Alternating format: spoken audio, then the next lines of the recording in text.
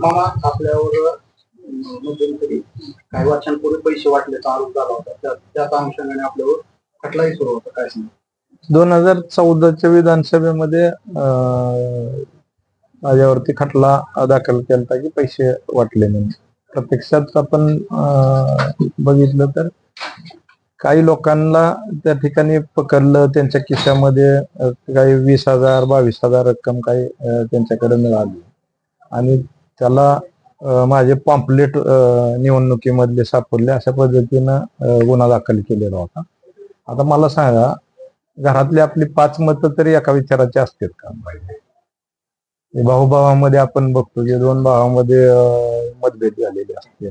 आता त्यांनी कोणाचा प्रचार करायचा ते त्यांचा अधिकार आहे आणि त्यांनी खिशात कोणाची पॉम्पलेट ठेवली, आता ती मतं देण्यासाठीच ठेवली होती का काय, तो पण संशोधनाचाच विषय राहतो ना. म्हणजे आपल्याकडली निवडणुकीची प्रक्रिया बघितली तर साधारणतः असं दिसतं की उद्या विरोधक पण माझे पॉम्पलेट खिशामध्ये ठेवून पैसे ठेवून अशा पद्धतीनं करू शकते. तर अशा पद्धतीच्या निवडणुकीच्या प्रक्रियेमध्ये तो गुन्हा दाखल झालेला होता. पण शेवटी न्यायालयीन प्रक्रिया गुन्हा दाखल झालाय म्हणल्यानंतर त्या प्रोसिजर प्रमाणे मी जे आहे त्याच्याप्रमाणे मी केस चालू ठेवलेली होती आणि आज त्याचा निकाल या ठिकाणी लागला. त्याच्यामध्ये मला स्वतःला त्यामधून सगळ्यांनाच निर्दोष मुक्तता केली.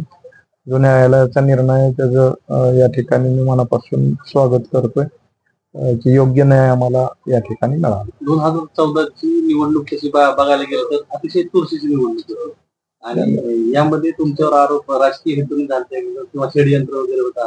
हा बरोबर आहे ना. शेवटी हे राजकीय निवडणुकीचं तुम्ही बघताच, निवडणुकीच्या पद्धतीमध्ये सत्ताधारी असले की कशा पद्धतीनं थोडाफार त्याचा संबंध येतो आणि तशाच पद्धतीनं हा गुन्हा दाखल अशा स्टेपला झालता की शेवटच्या स्टेजमध्ये 2-3 दिवस राहिल्यानंतर हा प्रकार या ठिकाणी माझ्यावरती केला आणि निकाल जर तुम्ही बघितले तर अतिशय थोडक्या मतामध्ये ते 14ची निवडणूक झालेली होती. अतिशय अटीतटीची झाली. मला वाटतं नारायणाबा सुद्धा 256 मतांनी आमदार झाले. साधारणतः किती जणांवर आरोप केले? त्याच्यामध्ये 6 लोकांवरती काहीतरी आरोप केलेले होते. आता त्यासाठीच मी म्हणलं की आपल्या माझ्या भावाने जरी माझा प्रचार करतोय म्हणलं तर ते तुम्ही कसं गृहीत धरणार? किंवा अनेक उदाहरण बघतोय की भाऊ पण भावाच्या विरोधात प्रचार करत असतो. म्हणजे हे नक्की कसं करा तुम्ही सिद्ध करणार?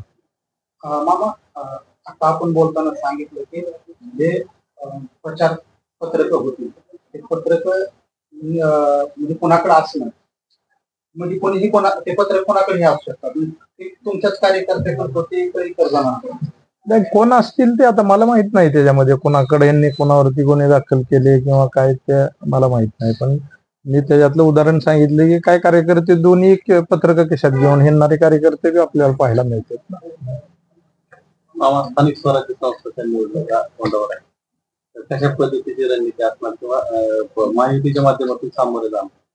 आता महायुतीमध्येच मी काम करतो पहिल्यापासून. आजीवाच्या नेतृत्वाखाली मी काम करतो. पक्षीय पातळीवरती जरी मी हे करत नसलो तरी सुद्धा दादांच्या नेतृत्वाखाली गेली 20-25 वर्षे माझा सातत्यानं राजकीय प्रवास चालू आहे आणि ज्या निवडणुका झालेत त्याच्यामध्ये वेळोवेळी दादांच्या सल्ल्यानं आपण ज्या निवडणुका लढवल्यात त्या लढवलेल्या आहेत. ही सुद्धा विधानसभेची निवडणूक दादांच्या सल्ल्यानेच आपण अपक्ष लढवलेली होती. 19ची पण दादांच्या सल्ल्यानेच लढलेली होतं.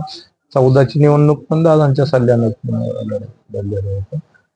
त्यामुळं उद्या आता महायुतीमध्ये अजितदादा आहेत म्हणल्यानंतर त्यांचा जो निर्णय असेल बाबा उद्या महायुतीतनं लढा किंवा तुमच्या पातळीवरती लढा, तर त्याच्याप्रमाणे उद्याची निवडणुका लढवल्या. तुम्हाला जिल्ह्याचं नेतृत्व अलीकडच्या काही निवडणुकांमध्ये जिल्ह्याचं नेतृत्व तुमच्याकडे आल्याचं बऱ्याचदा पाहायला मिळालं आणि तुम्ही तसा समन्वय साधण्यात तुमचा संपर्क देखील तसा आलेला आहे. परंतु करमाळा तालुक्यात महायुतीतील 2 प्रमुख पक्षांमध्ये गटबाजी मोठ्या प्रमाणावर दिसून येत आहे. महायुतीच्या ह्या स्थानिक स्वराज्य संस्थांच्या निवडणुकीत तसा मेळ घालता येईल का? आता जिल्हा पातळीवरचे कसं आहे, मी मग असे सांगत होते किंवा जिल्हा पातळीवरचे राजकीय जे इतिहास आहेत सगळे म्हणजे ह्या 2-3 पिढ्याचे, त्याच्यामध्ये एकमेकाच्या संबंधाने अनेक वर्ष आम्ही म्हणजे भले पक्ष कुठलेही असू दे पण जिल्ह्याच्या विकासाच्या बाबतीत मात्र वैचारिक भूमिका ठेवून या ठिकाणी गेल्या अनेक वर्ष हे आमच्यावरती वरिष्ठ नेते मंडळींचे संस्कार तशाच पद्धतीचे झाले.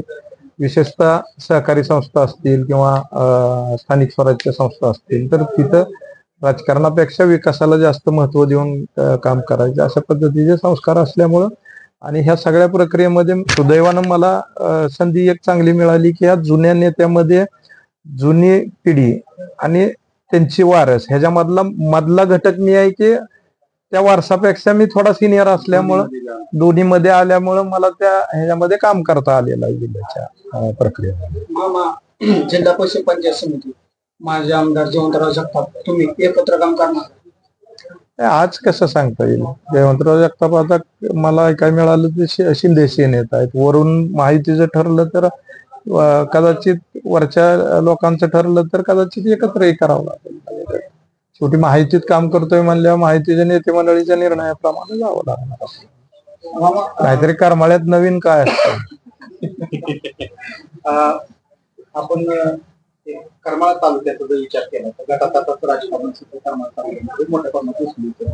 परंतु आता गटातटाच्या राजकारणाला कुठे तिलांजली मिळत असताना जे काय स्थानिक गट आहेत ते मोठ्या पक्षांमध्ये जात असताना दिसून येतात आणि पक्षाच्या भूमिकेबरोबर निवडणुका लढणार अशा प्रकारचंही दिसून येतं.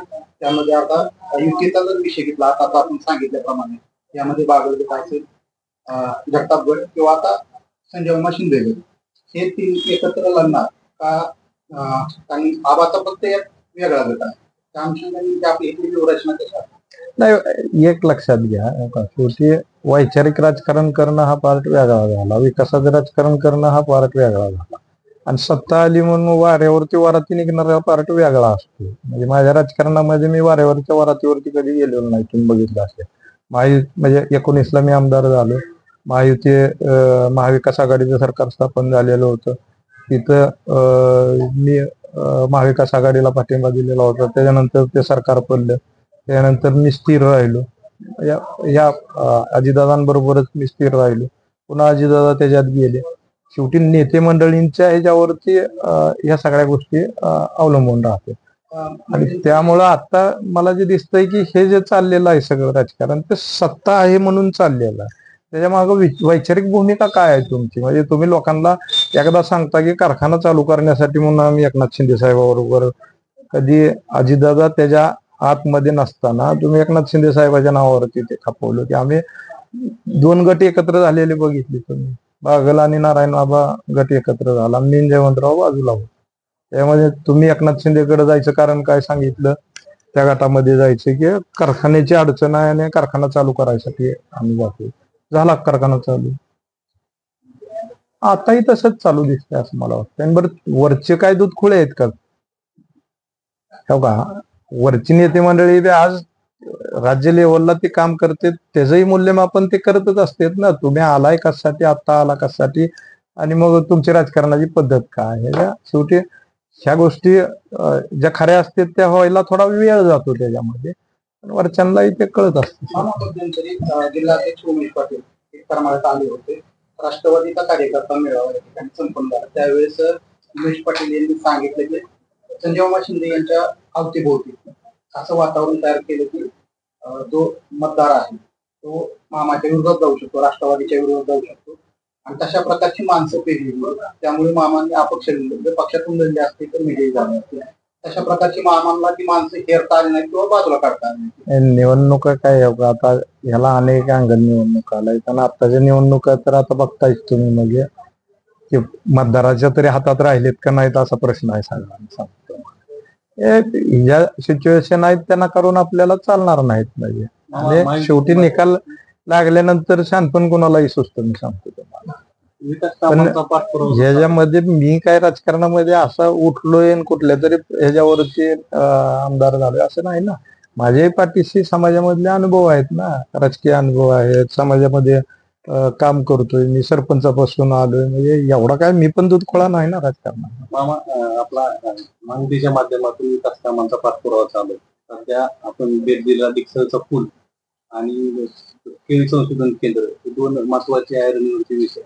आता केळी संशोधन केंद्राच्या बाबतीत जे मी सगळी कमिटी करून त्याचा रिपोर्ट फायनल झाला, धन्य मामांकडे आता खाता आल्यामुळे होऊन जाईल. तो ऑलरेडी कसं आहे, त्याला कमिटीनं आपल्याला मान्यता दिली. त्याच्यावरती जी आपण विद्यापीठाची कमिटी नेमली होती त्यांनी तो अहवाल मान्य केला, त्याला तरतूद मागितलेली आहे. उद्या मंत्रिमंडळाच्या बैठकीत पुढे जाऊन उद्या तरतूद त्याच्यामध्ये होणारच आहे. 30 कोटीच्या आसपास आपण तरतूद त्याच्यामध्ये करमाळा नगरपालिकेला आपण जे मोटरीचा विषय आहे, पाण्याचा विषय आहे, त्या संदर्भात एकूण 1.5 कोटी रुपयाच्या आसपासचा निधी मंजूर केला आहे. तरी सुद्धा अद्याप तो करमाळा नगरपालिकेवर झालेला नाही, तो मिळालेला नाही. त्यामुळे करमाळा शहरातील नागरिकांच्या पाण्याचा जो प्रश्न आहे तो रिव्ह्यूवर आला आहे. दररोज नागरिकांची ओरड आहे की पाणी मुबलक प्रमाणात मिळत नाही. आता निधी संदर्भात म्हणजे आपला पाठपुरावा हो का, त्याच्यामध्ये मला शेवटच्या स्टेपला ह्यांनी सगळं सांगितलं. मी ते इंजिनियरही बोलवून घेतले. त्यांनी मला 1,40,00,000 रुपयाचं बजेट, मी 8 दिवसाची मुदत दिली आणि 8 दिवसानंतर त्यांनी सांगितलं की 1,40,00,000 रुपये दिले तर आमचं सगळं काम होतं. आता निकालानंतर त्यांनी प्रशासकीय मान्यताला तो प्रस्ताव ठेवत असताना त्याच्यामध्ये पुन्हा 18 लाखाचं काम वाढवलंय जास्त. आता मला सांगा की शासनानं तुम्हाला 1,40,00,000 रुपये त्याच्यावरती बजेट दिलंय, त्याच्यामध्ये तुम्ही आता प्रशासकीय मान्यता वरच्या 18 लाखाची वाढवून कशी मागू शकता? त्या संदर्भात बी माझं डीपीओचं बोलणं झालं मी की तुम्ही 1,40,000ची त्याला प्रशासकीय मान्यता मोटरीला द्या आणि त्यांनी 18 लाखाचे आता त्याच्यामध्ये काय आयटम वाढवलेत त्याला आपण डीपीडीसीतनं किंवा दुसरीकडनं कुठनं तरी आपण ते पैसे घेऊ आणि त्याची प्रशासकीय मान्यता वेगळी काढू आपण, असं म्हणून 1,40,000चा विषय मी संपवून दिलेला आहे. आणि माझं सीओचं बोलणं पण त्याच्यामध्ये झालंय, डीपीओचं बोलणं झालंय, तो लागेल मार्गी. म्हणजे तो जो विषय आहे तो लागेल मार्गी. दहिगाव सिंचन योजनेच्या माध्यमातून करमाळा नगरपालिकेच्या पंचायत समितीला वीज पुरवठा करण्यात आला होता. त्या ठिकाणी 20 ते 25 लाख रुपयाचा जो करमाळा नगरपालिकेचा जो कर आहे किंवा किती पैसे आहेत ते पंचायत समितीच्या वीज पुरवठ्याला भरले गेले आहेत. त्या संदर्भात अशी चर्चा आहे की आपण आक्षेप दिला होता की तिथं वीज पुरवठा पंचायत समितीच्या विभागाला करण्यात यावा. मला प्रश्न नाही लक्षात आला. म्हणजे तुम्हाला ती वस्तुस्थितीत माहित नाही दिसते, तुम्ही अर्ध्या माहितीवरती मला विचारत आहे.